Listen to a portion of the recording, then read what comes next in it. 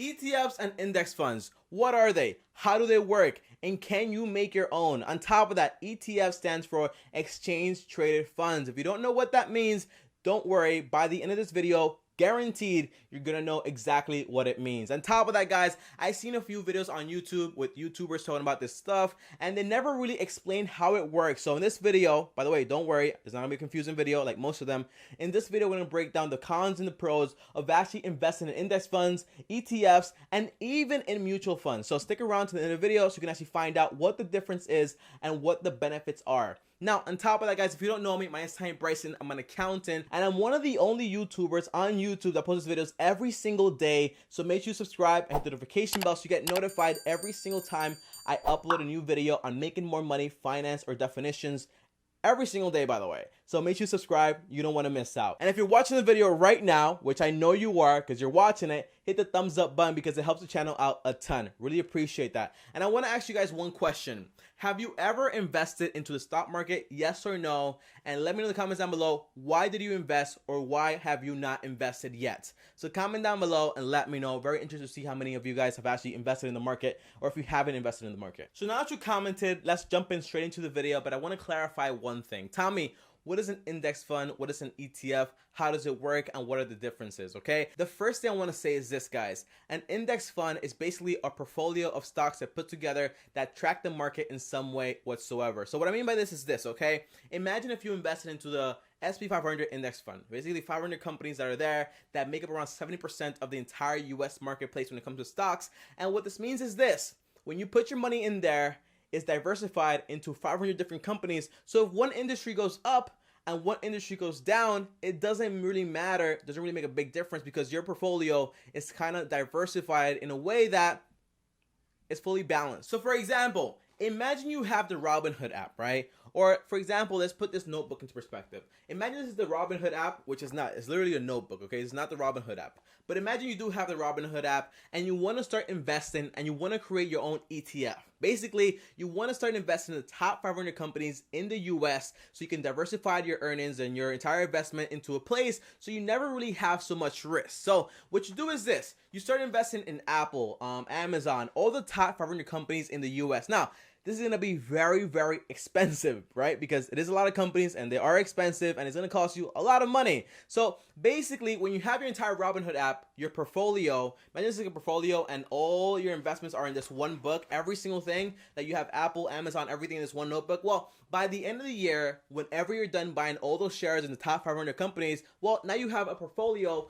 filled with the top 500 companies in the US. Now, say for example, my friend Sam says, hey, Tommy, I want to start investing with you. And I say like, well, you know, how about I make a portfolio just like this one and I share with you, and rather than having you buy every single company out there, I just buy a market value of what you're giving me and spread it around those 500 companies. Now, what this means is this: whenever you're investing in the S&P 500, which is basically the top 500 companies in the US, you're basically buying a small piece of all those companies without having to purchase every single company and creating your own. What this means is this: for the lower price of only $250, by the way, I know that's a lot of money for just one share, but for that low price of that ETF, you can own a piece of the entire market basically, because it's the top 500 companies and that makes up around 70% of the entire market. So think of it like that. Let me know in the comments down below if that makes sense before I tell you the pros and the cons of investing in an ETF or an index fund. Comment down below because I want to make sure you guys actually understand what I'm saying in this video. So now that you commented, what are the pros and the cons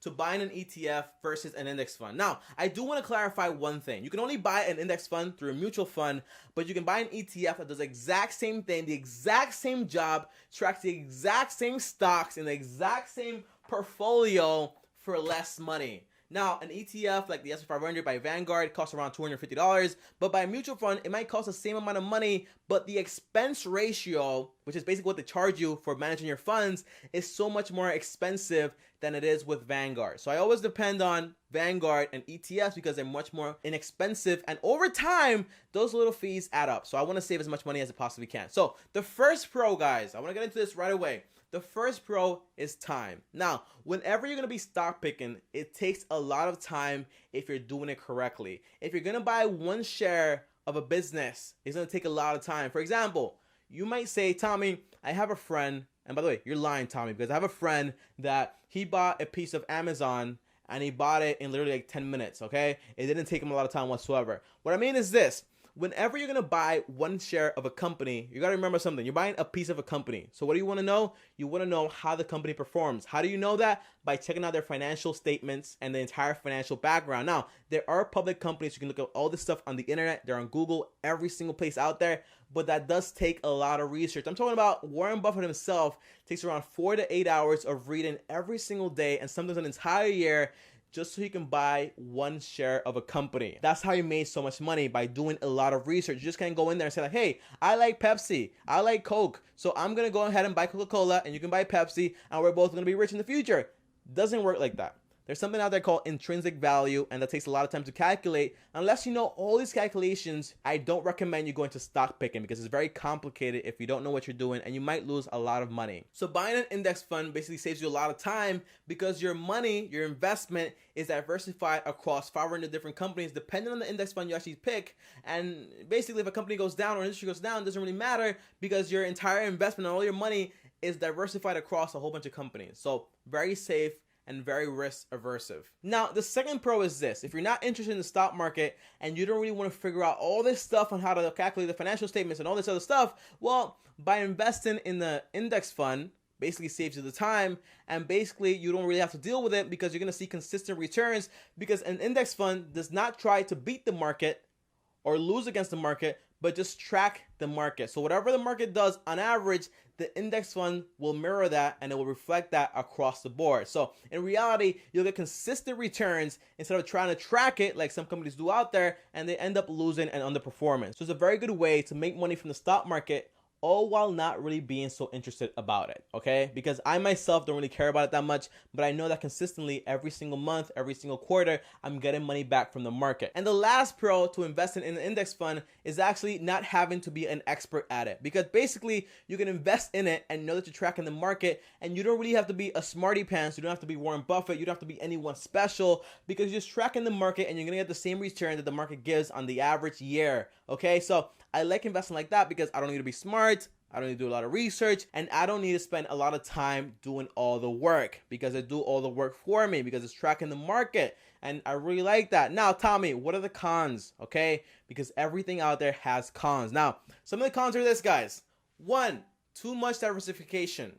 2, management fees are high, kind of, but not really. The third one is expensive, okay? So obviously, whenever you're buying an index fund or an ETF, like for example, the S&P 500, it costs around $250 per share. But it's really expensive for the average person out there. On top of that, you get management fees of around 0.25% every single year, depending on how much money you actually have inside. Now, and I know for a fact, guys, there are a lot of companies coming out now that they don't charge any management fees yet, but they will in the future. But it's a good way to actually invest your money without having to pay any money. And on average, guys, even getting charged 1% and a management fee can add up to over $100,000 over a 40-year period. So just so you guys know, that management fee does add up over time with compound interest. Just want to clarify. And you might be asking, Tommy, what do you mean by too much diversification? And what I mean is this, guys. Imagine if I had invested $10,000 in Apple when it first came out, the first day or whatever, right? Maybe $10,000, maybe like I bought like 10,000 shares or whatever, right? Well, what would happen if I had invested that same money in an ETF or an index fund that tracks the entire market? While that ETF would have been giving me 7% consistently every single year with dividends and all that stuff, that would have been great, yes. But if I had invested that money into Apple, into one stock that was a winner, then by today's date, I would have probably been a millionaire. But with the index fund, I wouldn't be a millionaire because it's consistent returns, but it's average returns, right? So that's the entire con to it, which is basically, hey, you can't make a ton of money like you would with one stock, but the pro is that you can't lose a ton of money like you would with one stock if it lost everything. So those are the pros, those are the cons. Let me know in the comments down below, what do you think? Are the pros good? Are the cons bad? Comment down below, yes or no. And I know some of you guys are probably thinking, and you guys are probably like, okay, Tommy, I have a great idea, and my idea is gonna be this, okay? I'm gonna buy every single stock on the market, and then that way I have a big portfolio, and then that way I can become a millionaire in case any company does blow up, right? And the answer is this, okay? That's a great idea, by the way. I have those same ideas, okay? But the answer is this. That's not really going to work, because imagine if you buy the top 500 companies on the market and say on average all of them are like $100 each, where they're not, because Google is like 1,000, Amazon is like 2,000. Well, guess what? If you bought all the top 500 companies in the market and they're all like $100 and you buy 500 of them, that's around $50,000 every single month when you buy every single share on the market, okay? So it's kind of impossible for one individual to spend so much money on just buying one share. And if you're just buying one share of each company, you can't really get rich doing that. So that's why ETFs are better than you trying to do it yourself and spending so much money. Now, I do want to clarify one thing before I go, guys. Anyone out there can become an expert at stock picking. That's not what I'm saying. You can do this if you want to, but you do have to understand it's going to take a lot of work, a lot of reading, and a lot of research. If you're willing to do that, willing to put in the time, then I recommend it 100%. Because when I did that, when I was in college, I put in 4-8 hours a day, and my work and my research got me good profits because I knew exactly what I was doing. But as soon as I decided, hey, I don't want to do that anymore, and I started doing ETFs, I said, all right, I'll do this because I know it's consistent, but I'm not about to start gambling my money just because I like Apple or Amazon is crazy or Google is fancy. I'm not going to do that at all. I'm not going to gamble my money. So while I'm here, I'm going to do ETFs so my money can grow consistently. And if you want to start investing, just download Acorn. I have a link down below. You start with $5. And guess what happened? When you sign up for Acorn, they make an entire portfolio with 5 to 6 index funds that, one, they have bonds, they have international companies, they have the top 500, they have companies that are growth companies, they have real estate, they have everything you could think of. And then that way, you can start investing for the low cost of maybe like $100 a month, $10 a month, whatever you have, you can start investing through there. So comment down below, guys, and let me know, are you going to invest in individual stocks or ETFs or index funds? And did this video help clarify what they are and how they work? Comment down below and let me know. And as always, guys, thank you for watching the video. If you liked it, like the video because it helps the video out a ton and it keeps the channel growing and growing and growing every single day. On top of that, make sure you subscribe, hit the notification bell so you get notified every time I post a new video. If you have any ideas, comment them down below because I post every single day, so I'm always running out of ideas. On top of that, if you want to talk to me one-on-one, uno a uno, just DM me on Instagram at TommyBryson. I respond to all my DMs 100% of the time. I promise, I swear, guaranteed. I'll see you guys next time on the next video. Thanks for watching and peace. You've got to start at the bottom if you're ever gonna reach the top. You've gotta watch all the seeds you sow. Don't